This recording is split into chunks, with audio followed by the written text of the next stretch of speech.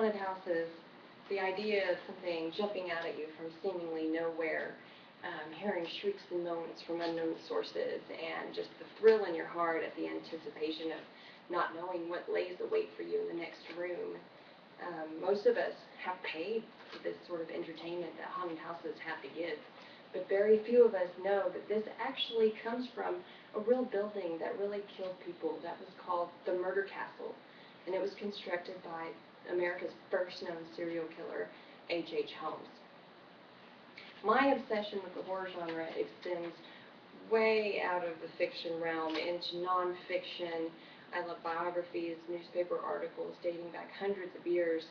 The idea of a serial killer's mind, the way it operates and the way it views the world and people around it is just very interesting. It's so inarticulate to the way that you and I think.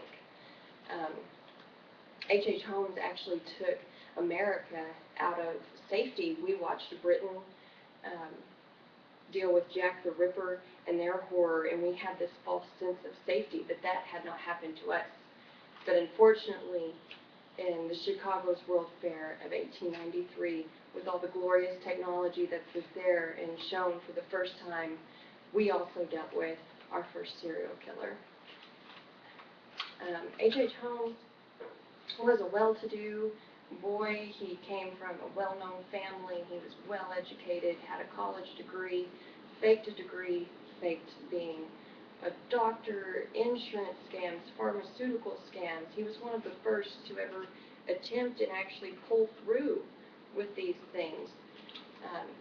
He was just a very, very intelligent and charismatic, and for that time and age, he was a very good-looking man as well, so he could talk you into anything. Once financial scams were not enough for him, he actually moved to Chicago, where he got his murder house. It was a multi-story building. The bottom was a store that was actually a legit store. After that, he had many construction crews cycling through, building different parts, firing new ones, just so that nobody ever knew the true layout except for him.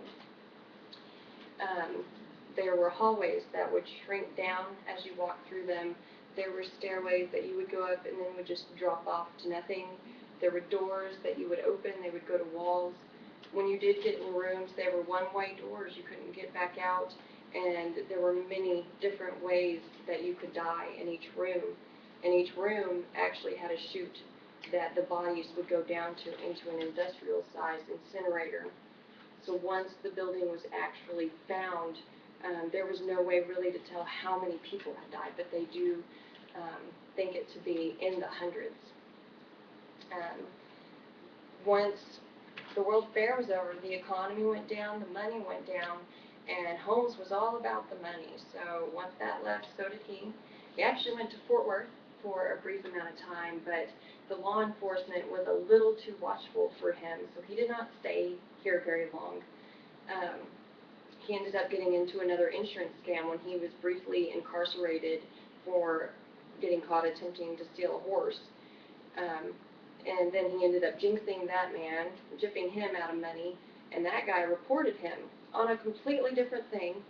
And when that got put out in the news, his custodian that actually cleaned the store of the murder house went to the police and said, he never allowed me to clean the upper floors. So that's when they went back and they investigated this abandoned building, and they found the remains and the torture. And that's actually what got him killed. He was hung. It was not a quick death. It took his neck didn't snap, so he kind of got the torture he deserved a little bit. We're in such a desensitized world that we have so many things, movies, decorations, everything that comes from real life situations. The haunted house is one of them. Holmes is actually even quoted, and I will leave you with this, to say, I was born with the devil in me. I could not help the fact that I was a murderer, no more than a poet can help the inspiration to sing. And now he gives us the inspiration to scream every Halloween. Thank you.